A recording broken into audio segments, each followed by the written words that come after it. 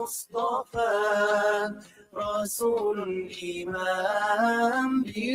salawat. I hope that this is what constantly plays in your mind as you go through the day. Salawat, and remember, the one who recites the most salawat in this dunya will be closest to our beloved Master Sallallahu Alaihi Wasallam on the day of Qiyamah, inshallah. It's the Urban Woman Show, Radio Al Ansar International with me, Razia Rangrage, joining us live on our screens. Do hop on and join us on Facebook and YouTube as well, as we're going to be talking about, some very important things while we're fasting. Last week, we touched on fatigue and also what we need to eat with Dr. Hassina Kajee, and she's going to share her expert insights on also maintaining energy, managing those cravings, and understanding the science-backed benefits of fasting. So if you have any questions, do come and join us and drop in your questions as well.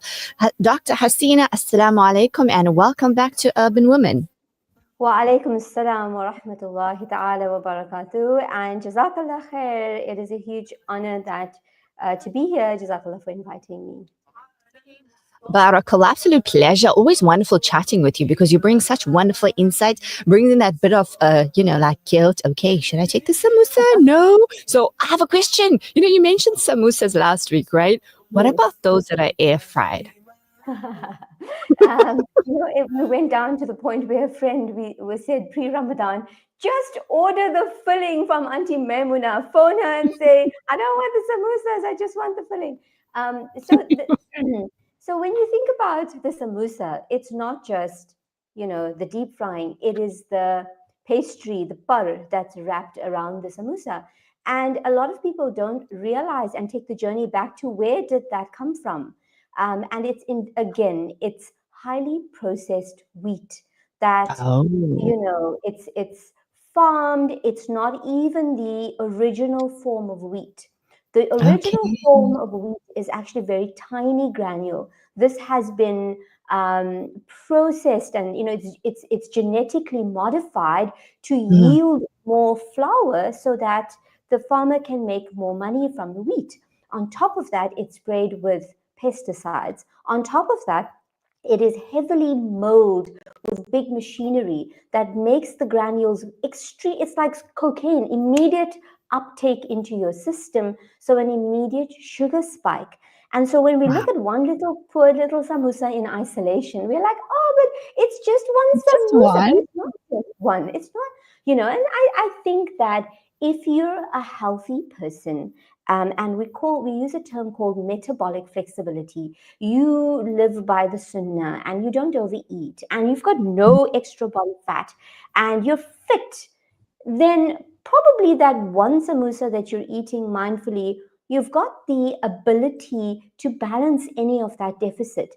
But when we look at the context of how we eat as an ummah, we have gone way overboard. So you adding that samosa, it's like adding that last, when you play Jenga and you're building the blocks and you put that last little block on, the foundation's not stable. So it really depends on your foundation.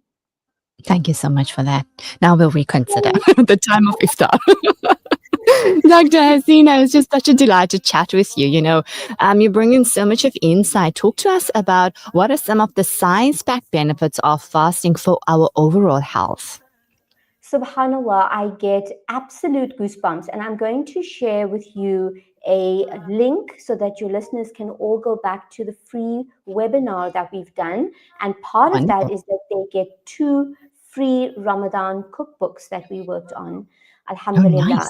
So studying this, I've studied fasting for many, many years, alhamdulillah. But when I studied it this time, subhanallah, I got goosebumps because the difference between all other kinds of fasting and Ramadan fasting, people do intermittent fasting and extended fasting, and they're on all these Facebook groups and all of that.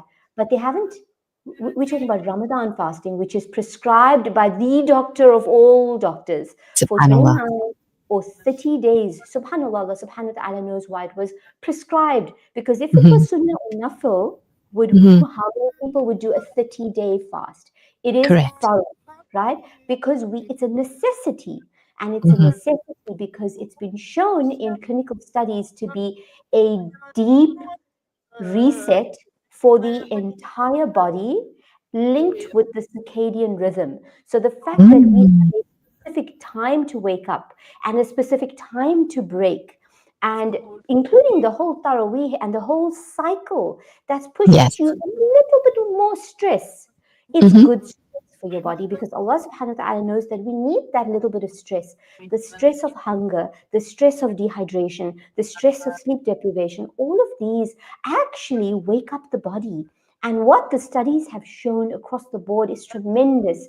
They've studied inflammatory molecules, I think over 21 or 22, all come down rapidly in the first week of Ramadan. There are changes that happen in the second week of Ramadan. So my granny, may Allah subhanahu wa ta'ala be pleased with her and accept her into the highest stages of Jannah. She's the Allahumma one ameen. all of my teaching from and my mindset, subhanallah. And she fasted, she lived till the age of 95, alhamdulillah. She never skipped a day of fast, and she struggled with Oh. arthritis. I don't know if I've Mm. mentioned before, but in No. Ramadan, she Hmm. would struggle, and I would say, "How are you, ma?" She'll be, "Oh, alhamdulillah, but my knee." But in Oh. Ramadan, she was awake. I would say, "Ma, you don't have to fast." She said, "Allah, how can I not fast? Ya Allah, I've never Um, missed." And she was sprightly. And how's your knee? My knee is fine, alhamdulillah. And now look knowing at what I that. know, it is the inflammation that was in its boots. It was down. Allah subhanahu wa ta'ala. Right. So, Subhanallah. the way, even the modern day of eating, now, of course, we mustn't say, and I've so been hoping that nobody says to me, "Oh, but all these studies are done on people who are eating the modern diet and they're also showing benefit." Yes, of course, there's benefit.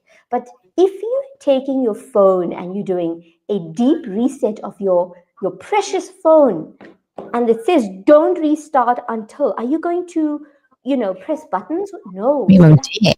you won't. So that's the thing with our body. It is such an amana, this fast, that from the brain, we get something called brain derived neurotropic factor, which is a factor that's released that creates new neurons in the brain.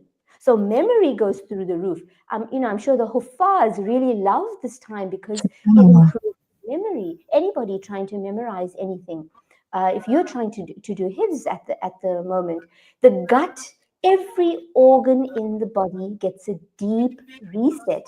The thing I love is that for older people specifically, there's this gland in the brain that secretes melatonin, which is your sleep hormone. And by week 3, especially in older people, we see a boost. It's called the pineal gland. We see a Hmm. boost, a squeeze, and melatonin is released, which means even though you're getting a little bit of sleep, you're getting deep sleep, and deep sleep is the one that is most, it resets the body. It's where all the deep cleaning happens in the brain. Subhanallah, so many benefits. If people want to watch the webinar, we go into it in a lot more detail, including what you can do to support yourself in this time, inshallah. Inshallah. I love it. It makes much sense because I'm a hijama therapist as well for now Alhamdulillah. 13 years. And the hadith states that cup on an empty stomach for best results. It improves memory and intellect. And you just saying that if you're doing hips and the huffaz may be loving it, and it makes so much of sense. It ties in so beautifully. And as you said, if it is prescribed, there is so much of wisdom in it. And I think now we're already starting to feel the effects. Our body Yes. is starting to have that reset, so to say. The first week we're like on this high going up. And this week I'm asking everybody, how are you feeling? They're like, yeah, we were up. Alhamdulillah. So this is the thing, that if we ate, we don't have to follow a diet, a ketogenic diet or a this diet. If we ate according to the sunnah, we would be in ketosis. What does that mean? We would be reliant on our own body fat. We wouldn't be feeling so much hunger. The body is Yes. designed to store fat. Our body stores something called Mm-hmm. glycogen in the liver and the muscles for those first few hours when you don't eat, and then we burn that. Then after that, it's not like the body goes, "Oh my goodness, where's my," and no, the body is designed to burn fat. But what we do is we mess things up by Mm-hmm. eating processed foods. We interrupt the signal. We Correct. break down that communication. So alhamdulillah, my family, my children, we all eat this way normally. So my children, alhamdulillah, they're 10 and 12. They go to karate which is at like 3:30, mashallah, and it's hectic. And they do Okay. their karate, alhamdulillah, they find, alhamdulillah, mashallah, tabarakallah, they do full taraweeh as well. And SubhanAllah. it is, I really think that without eating, I'm saying this for no recognition, Allah subhanahu wa ta'ala knows my intention. It is really to say to people, please give your body what it needs, not what it wants. I've just come just before, I was feeling a bit fatigued from the sleep deprivation, so I knew I needed some exercise. So I wear an 8-kilo weighted vest and I ran up and down the stairs, and I've lifted like big, massive, almost 40-kilo weights, mashallah, tabarakallah, because I'm burning my own body fat. Now, the reason I'm sharing these really personal things with all of you, I share it actually on my Instagram page. It was a big leap to share these things, but it's to show people that if I can do it, and I'm little in stature, mashallah, if I can do it, anyone can do it. So if people want to follow us on Seha Healing Center on Instagram, please, we really are sharing daily the different things we do, the electrolytes we drink, the recipes we make, the types of food that we eat, sleep tips, and all of these things. So really, I wake up and yes, I'm very low on sleep, mashallah, but yeah, I know it's a short period, so I'm not too like worried about it. And I know, oh, I need to think. Let me blast some oxygen through my body. I do a little bit of a workout, not too long. I'm not killing myself, and I'm not asking anybody to. Just something, and if you're used to doing it, it's easier. So alhamdulillah, yes, there is a bit of fatigue. I remind myself that Allah knows best, and this is good fatigue, and just keep pushing SubhanAllah. through. Alhamdulillah.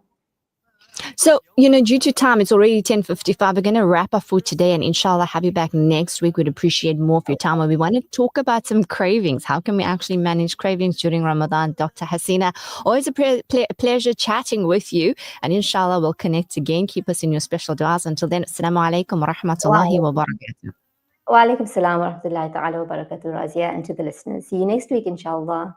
Insha'Allahu ameeneen. And that was Dr. Hassina Kajee chatting with us about a very important topic, the science-backed basis or evidence behind fasting. How amazing was that? So just know the benefit to your body as you are fulfilling your fard. Time for a break. I'll be back with you after the 11 a.m. news. I'm Razia Rangrage on Urban Woman.